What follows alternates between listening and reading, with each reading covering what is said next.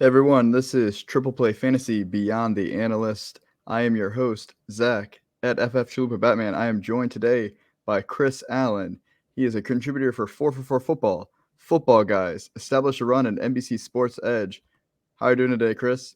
I'm doing well, and like we were talking about before we started recording, this is just such a fun, just like overlying topic, or just a like good show to have, especially at this point during the off season, where really the only thing that we have that we're not looking forward to is probably not like we're waiting for like the suspension news to drop, and that's really it at this point.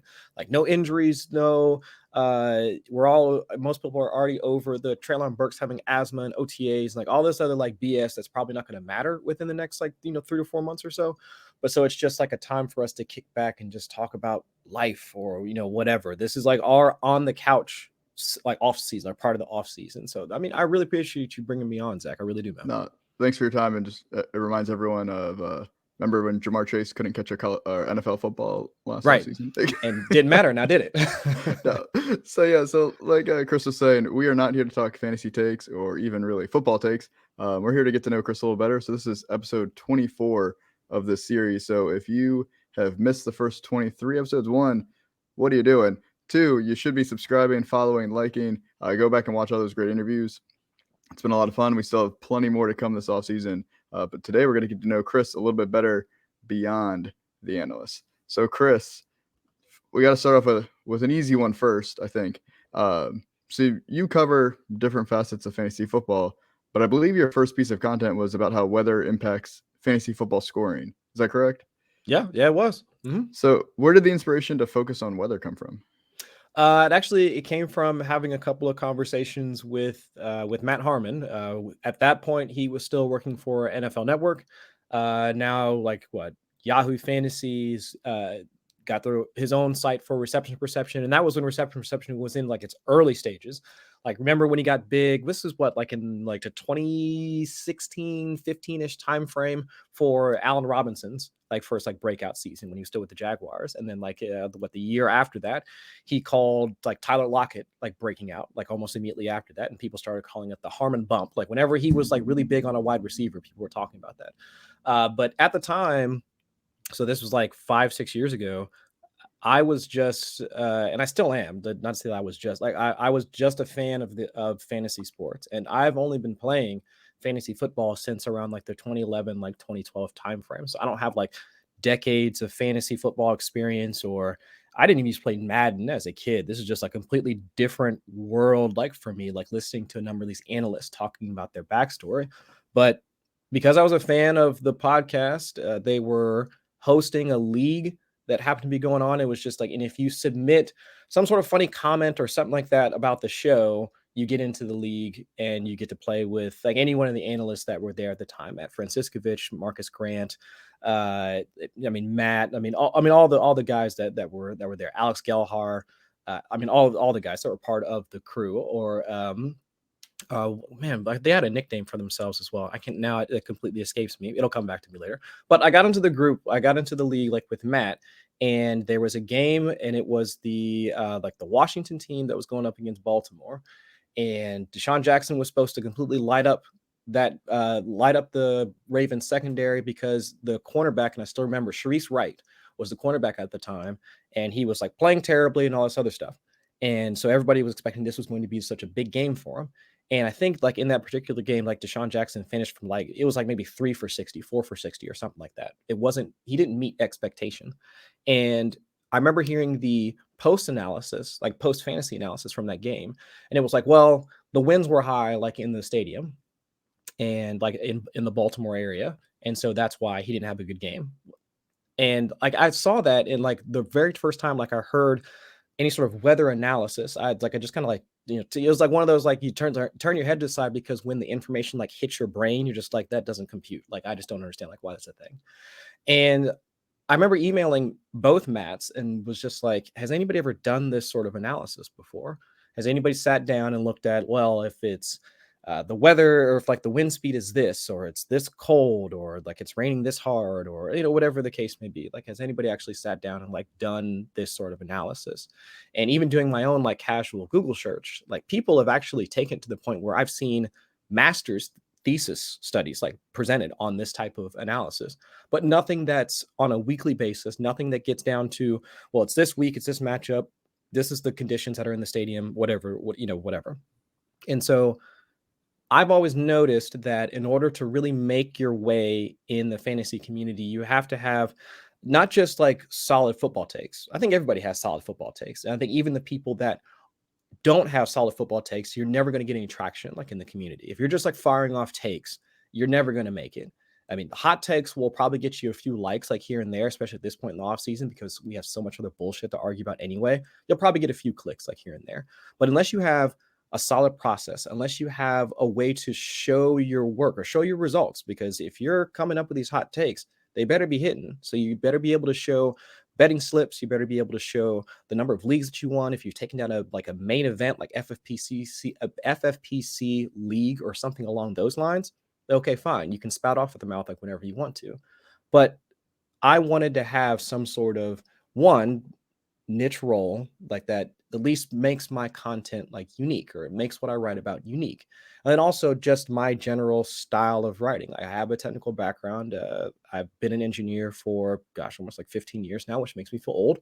But it's just I have that technical background, which would allow me to pull in that type of data that I would need in order to make some sort of, let's say, reliable conclusion about the things that we talk about, or the things that we guess about. Like, oh, if it's high winds, you can't pass deep, or if it's snowing, it's just going to be running, or if it's raining, it's just going to be running.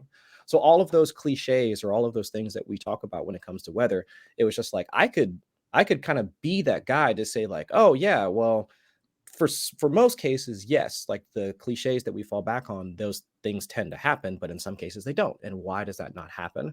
There's kind of like prove or disprove just the general narratives that surround weather. And since that was a space that really hasn't been nobody's really delved into that a ton.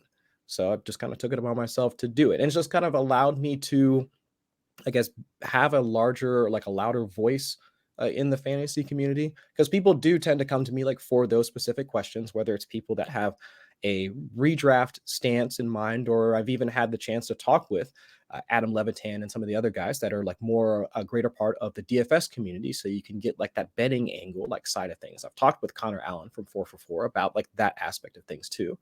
But I think that was like how I kind of got into it, because I knew that was something that could be done that would allow me to just like not be just a random person you stumble across. I mean, my name is Chris Allen. It's probably the most common freaking name like in the entire world.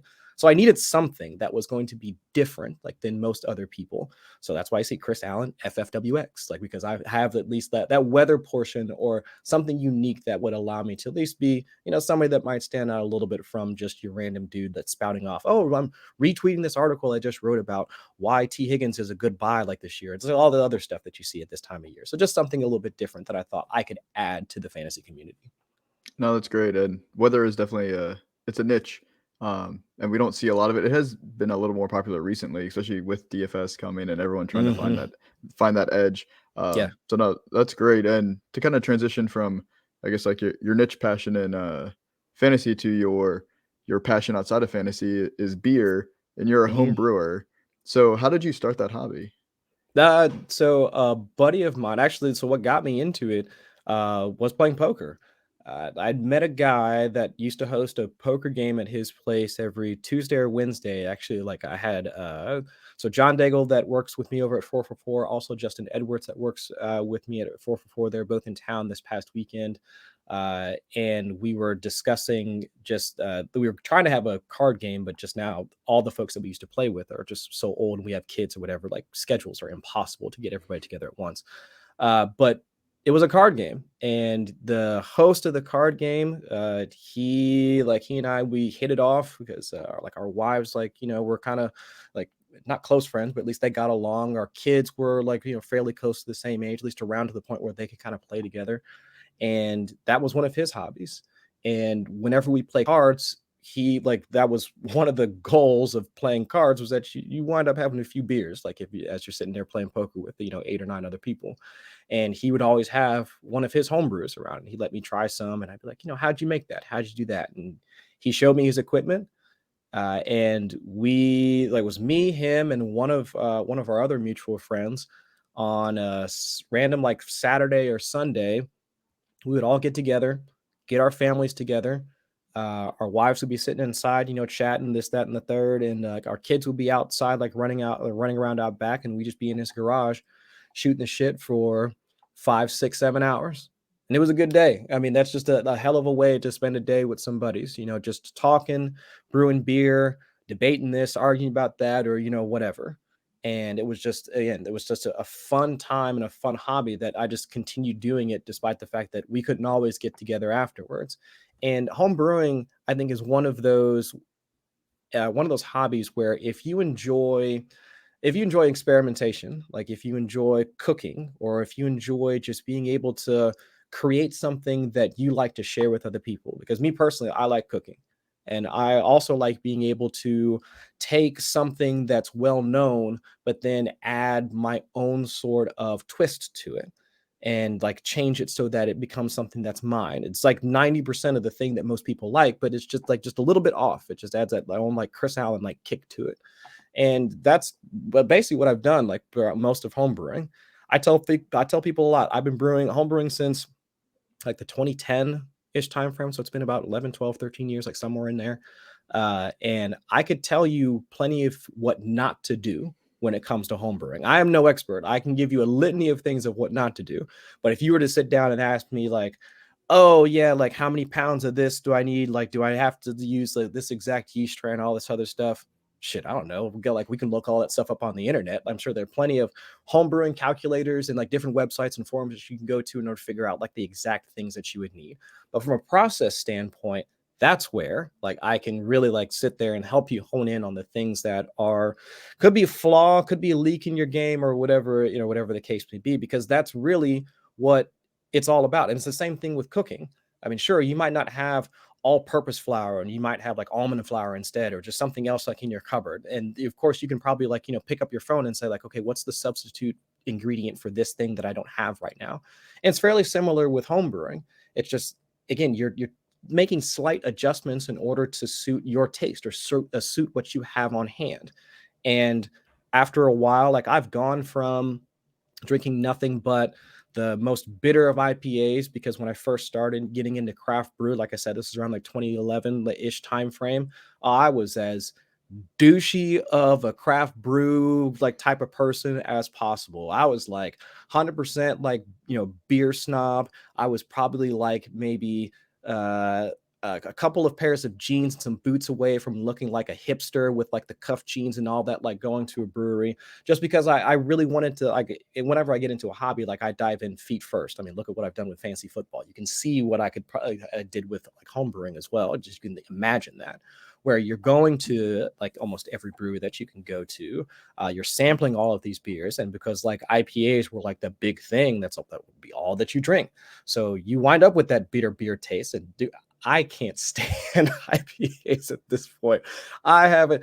I mean, the only ones that I've had right now are the ones that, like I just had one this past week. It's called Pliny the Elder, Russian River Brewery. It's out west. It's one of like the best IPAs that you could ever have. Around 7-8%. Does not drink like it's that high in ABV. It's one of like the most balanced IPAs you could probably ever have. But other than that, I drink hazies. I drink hazy IPAs. I drink West Coast IPAs, things that are fruity, things that have a sweet or fruity aroma, or milkshake IPAs. Those are the things that I like to brew. Those are the things I like to drink, because I mean that's my palate right now at 39 years of age, and that's what I prefer. And that's really what home brewing allows you to do. But don't think for 2 seconds that like I ain't above drinking some Colt 45 like on the weekends. Like my beer fridge is about like 7 feet that way, and I shit you not, like I've got a 5-gallon keg filled with some homebrew that I just made like a couple of weeks ago, and sitting right next to it is a 4-pack of PBR. Like that's where my beer selection is at, right? And that's my range of beer at this point. Back then, or like 10ish years ago, you would just see like that like my keg would be filled, but then I'd have like your Sierra Nevadas, and like like the popular like the IPAs or the good lagers and all this other stuff. I don't care about none of that stuff anymore. One, because one, it's too expensive to buy, like if you really want to get into it. And then two, it's just, I just don't care as much. Like, it's just, I drink what I like to drink, or like whatever makes me happy at that particular moment. And if I don't have to spend $12 to get a 6-pack of it, it's even better.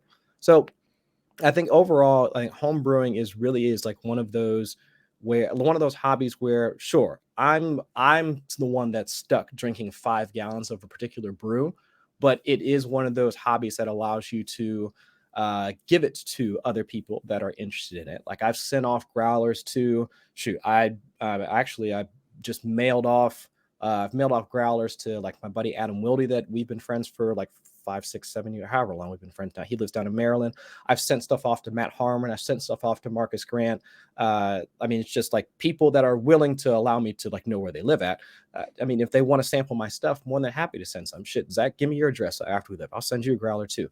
Because for people that saw me at the expo, I was literally sweating carrying around like growlers in my backpack like last year up in Canton. And I'm not doing that this year. I'm just bringing whole kegs up like this year, because like, screw that. I'm not walking around with that shit in my backpack this year. But that's the other fun part about homebrewing, is that you get a chance to share it with other people that like also enjoy the craft. And it's like, as long as you're not creating an infected beer or something like that, which hopefully at this point, after 10 years, I'm not creating stuff that's already skunked by the time you give it to somebody else. It's at least something that allows you to get another way to share the thing that you do with other people. And that's what also fantasy football has allowed me to do. It's like, it's allowed me to share a piece of my life with other people, in which I really enjoy doing.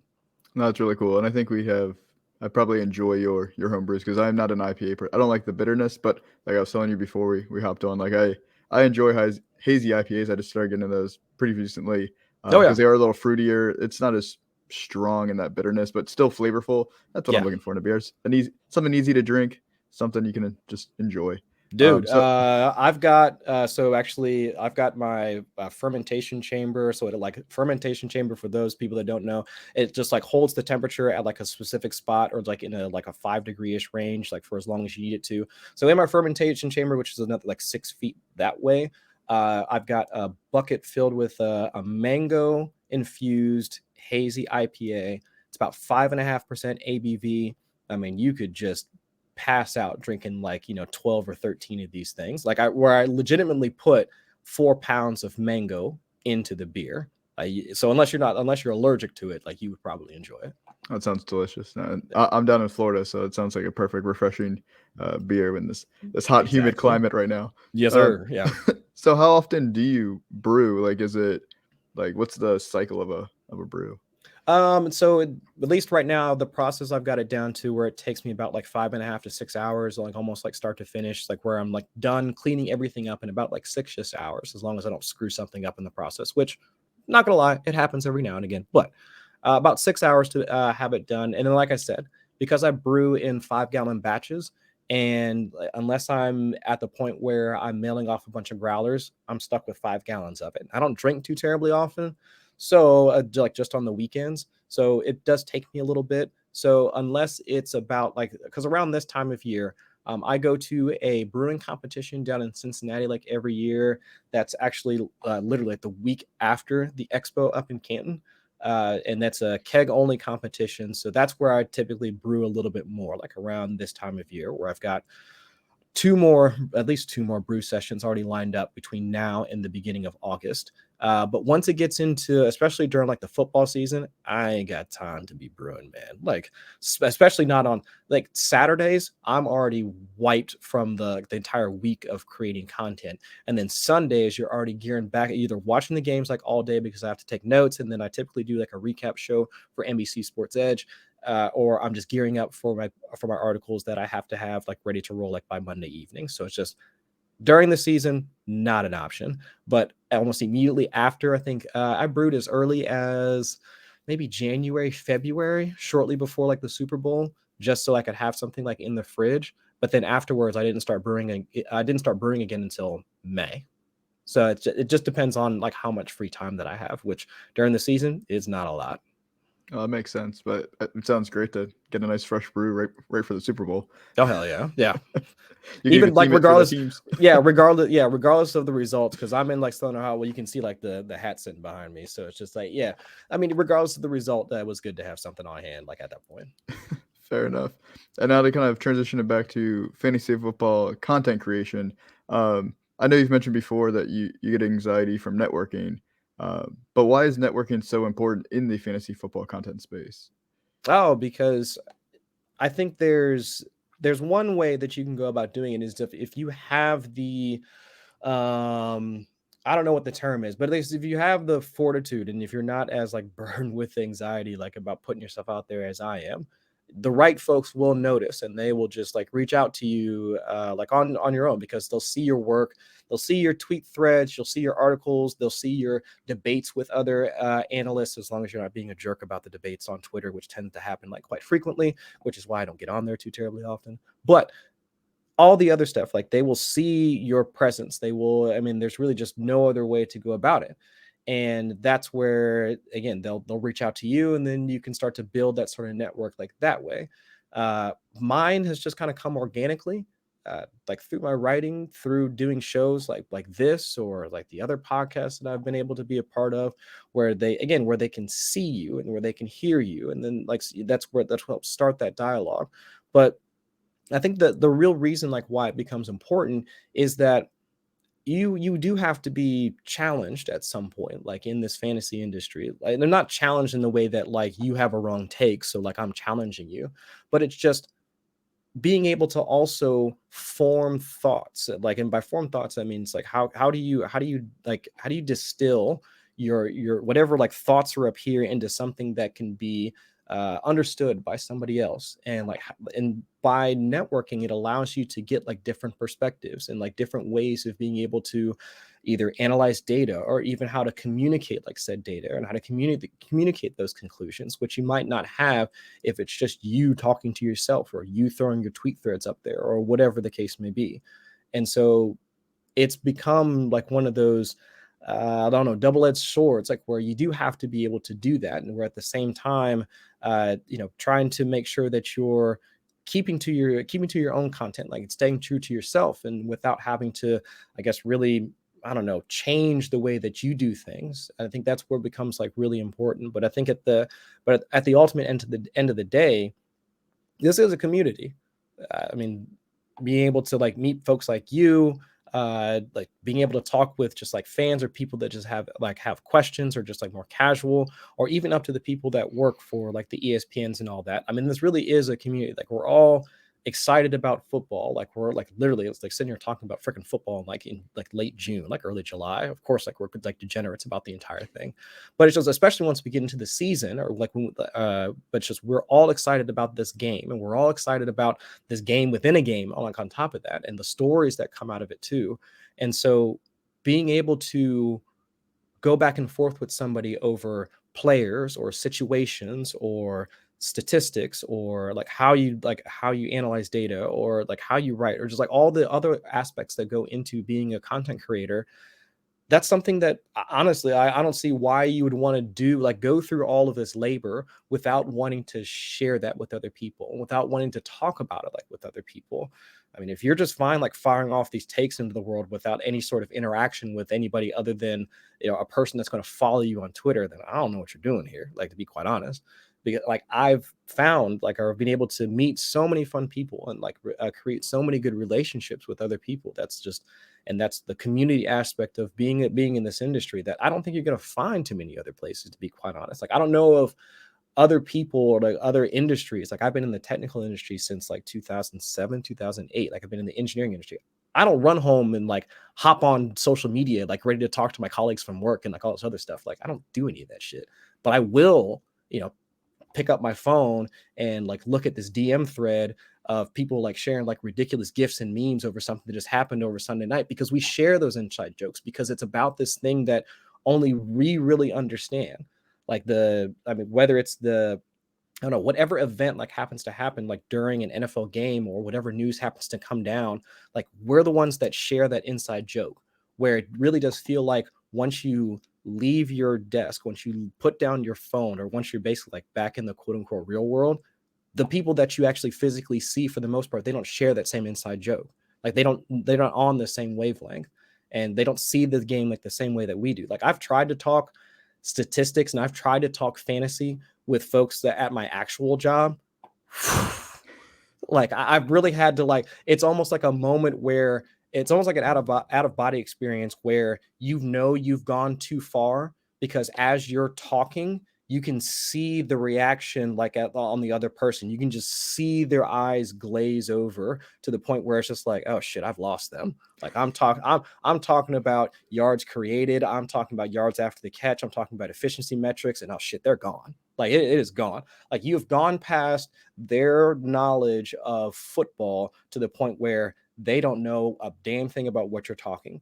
But here in this space, like people know about what you're talking about. Like they know these things, or at least have some vague understanding of what it is that you're talking about. So it really is like, we just kind of, I don't know, in our bubble, it's almost like an inside joke that like all these things, all these stats, all these metrics, all these memes, all these storylines that we follow, all these things are just contained in this space. And then outside of it, it's just like people that are like, yeah, I watched the game on Sunday, clicked it off at halftime. You're like, what do you mean? Like, all these things happen like after you went to bed or whatever. Yeah, I just went to bed. It's like, all right, I can't talk to you. Like, like, oh, I'm in a fantasy football league. I think like I drafted some guy. What is his name? Carter Cup or something. You mean Cooper Cup? Oh yeah. I got him. He's all right. Like, what do you mean he's all right? He's the first Triple Crown winner since 2000. Oh, shut up. So it's just like it's that level of excitement that we get, whereas outside of that, without networking, you're just not going to find that same level of nerd unless you, I don't know, happen to come across somebody that I don't know how you would have that same level of enthusiasm for fantasy football unless you were a part of the industry. No, it's a great perspective, and I mean this podcast series has really kind of challenged my, I would say, minimal anxiety of networking, because I've just had to reach out to people, just send Good a on DM, you, man. like, hey, do you want to come on the show? And it's been fun, and it's great to be able to meet so many people, and everyone's been so positive, which is nice. But like, I'm not gonna lie, I get nervous every time I fire off a DM, like, hey, we don't really know each other that well. We've kind of like, you interacted a don't know little me. bit. Yeah. Like I'm nobody special, but please come on my podcast. Yeah. Sorry for bothering you. Don't block me. I have not been blocked yet that I know of, so that's good. Yeah. But yeah, no. So I appreciate your perspective on that, and yeah, it is a great community. So I'm glad you were able to talk on that. So that was the last of my serious questions, if you will. I have some rapid fire questions if you're game. Oh, yeah, of course. All right. So you can add as little context or as much context as you need to any of these answers. All right. Some of them are a little controversial. I'm not gonna lie, because I like to shit. stir up that fake Twitter drama. Yeah. So I know you're a civilian employee for the Air Force, correct? Mm-hmm. All right, cool. So Top Gun is Navy, so I'm not gonna get it twisted. It's one of my favorite movies, the original. Yeah. The new one's good too, but I just want to kind of plug that in a little bit since you're Air Force. You don't get to choose your call sign. Okay. But if you could pick your call, like in real life, you can't. But if you could pick your call sign, what would it be? Probably be Nikon. This goes back to like my days. Like, so big surprise.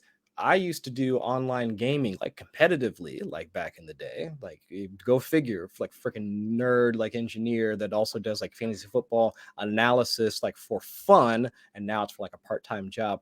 Also used to do online gaming competitively for a number of years. Yeah, I played games like still play like games like League of Legends like every now and again, but Counter-Strike, like that was my game, like from about, oh shoot, man, from like 2004, 2005 to like maybe just short of like 2009, 10ish or something like that. Like in a guild, like ran a guild, like was doing it competitively, like didn't get paid for it. We never got to that point, but I was did it enough that, of course, my girlfriend and fiance and then wife at the time was like, you need to stop playing this game. Like this is outrageous. And I didn't listen. But but my call sign, well, not call sign, but at least my handle there was Lord Nikon. That comes from there was actually a guy by the name of Nikon that played in the in CGS. Was it competitive gaming? I forget, whatever. He played for Optics Gaming, and his name was Nikon. and everybody thought that I stole the name from him. But no, I took the name from the only like black hacker like in the movie Hackers, like from back in like was it the early 90s with Angelina Jolie. Yeah, so the only black guy that was in it that was cool was like his name was Nikon. And so like I took that moniker and I used that like for pretty much all of my gaming handles throughout, I don't know, like most of my like 20s, because I thought that was like really cool to jack a nickname from a movie most people like hadn't seen in like forever. So yeah. But that would probably definitely be my call sign. Yeah. I love it. So is a hot dog a sandwich? See, I don't know. I would say yes, just because of the way that you can, the different things that you can do with it. And I'm not just talking about like with the hot dog itself. You can do like beer brats and like all that other jazz, but like all the other stuff that you can add to it. Cause like I go nuts. Cause like I told you before, I like to cook. So I'll do the sauteed onions and the sauerkraut. And like I will put it on one of those fancy buns that you can toast. Like you don't eat a hamburger or a hot dog, steak sandwich, or anything like that without toasting your bun first. That is first and foremost. I will tell you that right now. If you serve me a sandwich that is with 2 pieces of bread and you do not toast that bread, I'll slap the shit out of you. Like we're just like we're fighting, like we're throwing hands. Like you have to toast like your bun. But like all the other stuff that you can add to it. Like I went to Seattle to go see my brother. He lives out that way, and there was like a hot dog stand that was just like on one of the random streets that we were walking to after, of course, after we had been drinking for quite some time. But they had like they had hot dogs with like yakisoba on top, like noodles and like all those other things with like some sweet like soy sauce like on top of it too. Like you can do all sorts of wild stuff with it. So I would consider it a sandwich just based off of that. Like it's not just limited to the things that you would get at like a baseball field, where it's just like your random and your ketchup, your mustard, you throw some like onions on it or whatever. You can essentially create like a whole meal like based off of it. You wrap it in, like wrap the hot dog in bacon and like do all sorts of like weird shit with it too. So I consider it a sandwich. Yeah. Fair enough. If you could have one superpower, what would it be? Probably have to be like to be able to like teleportation. I think that would have to be, and I'd want to be able to bring it, like if I could like grab onto somebody and then like take them with me. You just think about the convenience factor. I'm not like, of course it would be great, like because my wife and I like we're going on vacation. We're going to Jamaica here within the next like few weeks. Assuming, like I've been hearing all sorts of like terrible stuff about airlines at the moment, like flights getting canceled, all that stuff. Hopefully it doesn't happen to us.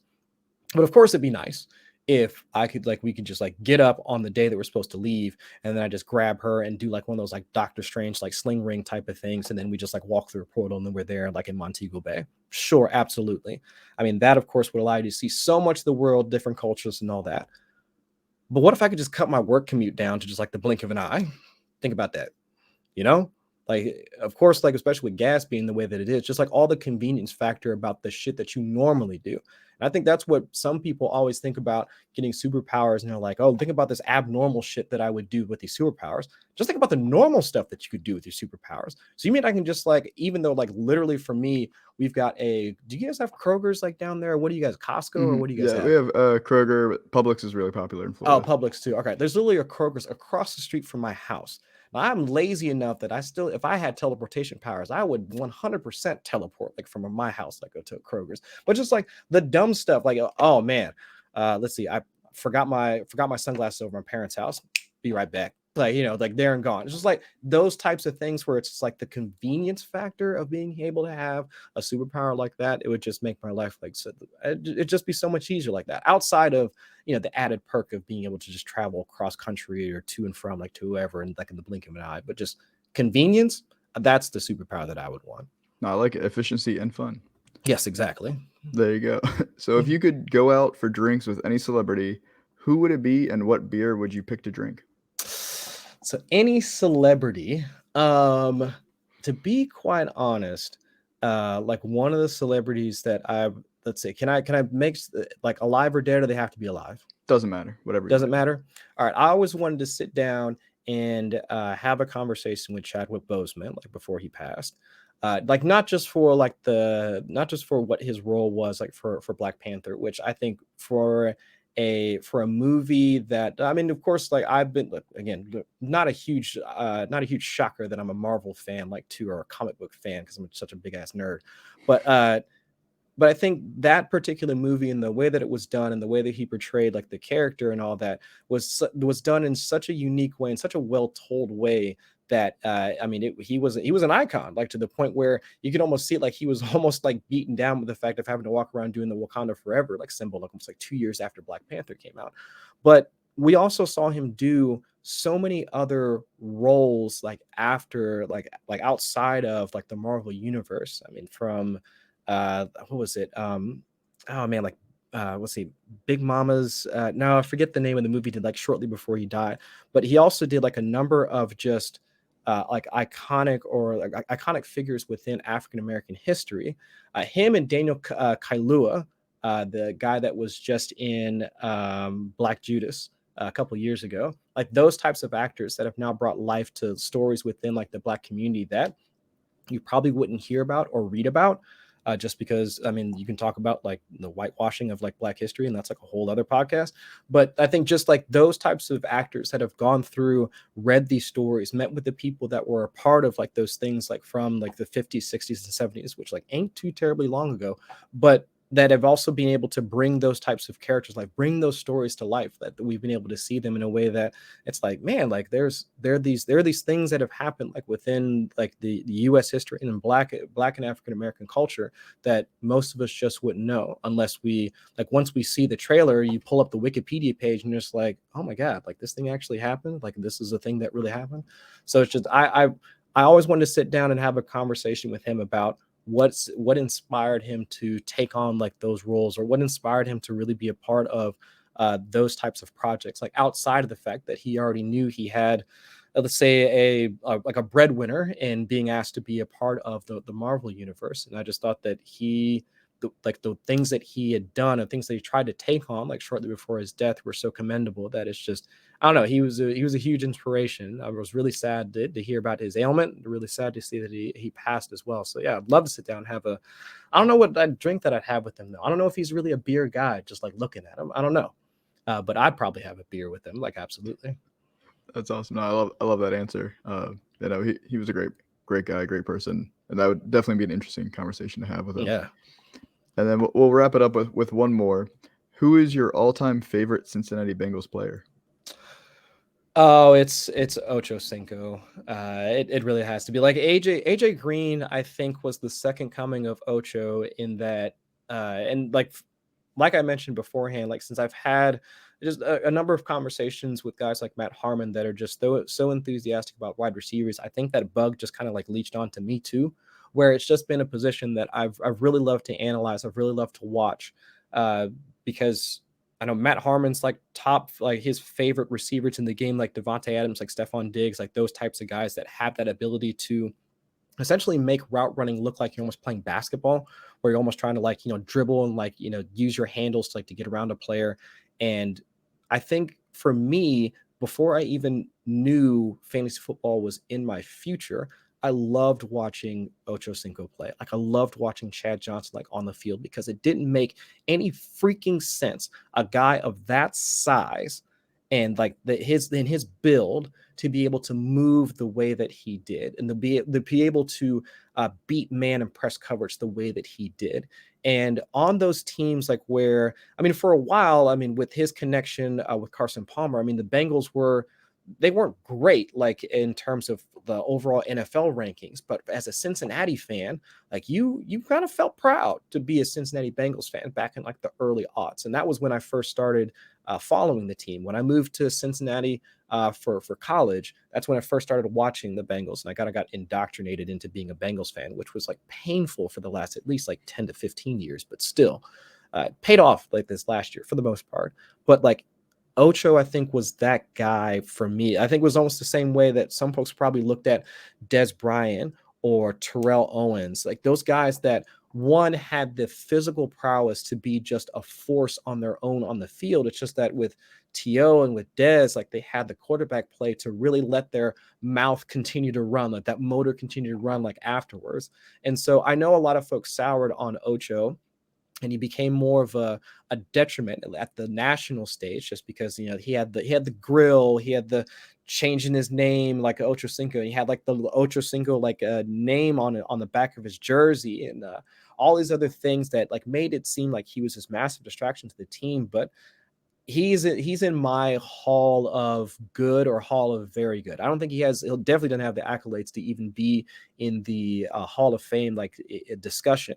But I think for what he was for that team, and I think kind of, to be quite honest, I would assume that after he left the team, and they were and Cincinnati was able to stumble across a guy in a similar archetype in AJ Green. It was like they knew they needed another player like that, another player that could be that dominant. And like, in AJ Green is like the same type, even though now he's down in Arizona. But yeah, for me, it's just always going to be like Ocho, because he's just a powerful force on the field. And I've told this story on a number of different podcasts. There were a couple of buddies of mine that I lived with in this was like 2002, 2003. La Rosa's Pizza. It's like a fairly popular food like pizza joint like in Cincinnati. Chad Johnson came into the back of La Rosa's that my buddies were they were eating at that day. He put on La Rosa's uniform in the back. Even got the like if there was somebody that was working there, their name was Chad, so even got their name tag on, and he was walking around like serving pizza and like filling out orders for about 30 minutes before anybody figured out that it was him, and then he paid for everybody's meal. That's Like, awesome. he was just that type of dude. Like JJ Zacharyson, him and his wife, they lived in Cincinnati for a time. I think we overlapped by like 3 or 4 years, but he saw him down at the AMC Theater, which is across the river in Kentucky, because like Cincinnati is like one of those cities where like there's a ton of stuff to do in actual like downtown Cincinnati proper, but then there's a bunch of stuff across the river in Kentucky, and one of those things is the movie theater. And apparently Ocho like showed up at the movie theater, bought the entire movie theater. He was like, "No, I'm not going to do this like by myself. Like I'm here, and like I know everybody's excited that I'm here or whatever." But he bought everybody's tickets, like bought JJ's tickets and everything. He was just that type of guy. But we never got those stories like at the national level. It was just always the Ocho's off doing this, or he's causing this distraction or whatever. And that's kind of how like the story went for him, at least that for the folks that didn't know him, the folks that weren't in Cincinnati at the time. So he'll always be like my favorite player. No, I love that. That's great. And you love to hear those stories that, like you said, they don't always get told in the Yeah. moment, but great to hear later on. Well, I appreciate you sharing so much with all of us and getting to know you a little bit better. Can you just tell everyone where they can find you and all of your great work? Yeah, absolutely. You can find me on Twitter at Chris Allen FFWX. Most of my writing during the off season will be at 444 Football. I do weekly content, like just short videos for Footballguys, and then I'm on the like a research team for Established to Run. So like some of the content that you'll see that being put out, it might have my handiwork like kind of behind the scenes. So that's kind of typically how I like to work, since I'm not huge, or like I'm not a big enough name to, or like I don't know, I'm not as comfortable like being on camera as some of the other guys. So I like working behind the scenes, and so might see some of my contributions there as well. That's awesome. Again, I appreciate you coming on. So for those of you who listen, this is episode 24. So make sure you go ahead, subscribe to the channel. We have lots of great content coming out on Triple Play Fantasy. Make sure you go ahead and follow us on the podcast as well. Lots of episodes coming out every week, usually 2 to 3. So I don't want you guys to miss those. And we'll catch you guys for the next episode. Thanks again, Chris. All right, anytime.